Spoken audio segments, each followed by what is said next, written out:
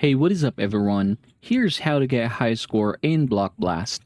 Now, I'm going to go ahead and begin by telling you guys that this is not a tutorial. Instead, here are like the tips that I'm going to give you in order for us to get this done.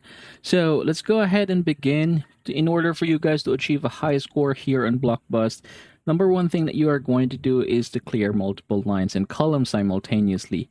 So always aim to complete multiple rows and columns at once. The more lines you clear in a single move, the higher your score.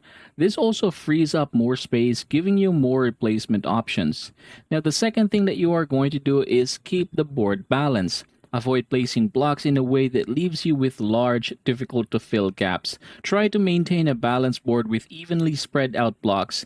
This makes it easier to clear lines efficiently. Now, the third tip that I'm going to give you is to maximize your space.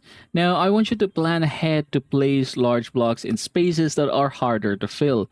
Prioritize smaller blocks for tight spaces and save bigger blocks for more open areas. Now, the fourth one is going to be to plan for your future moves. Now, I don't want you guys to just focus on the immediate blocks. Think of a few steps ahead.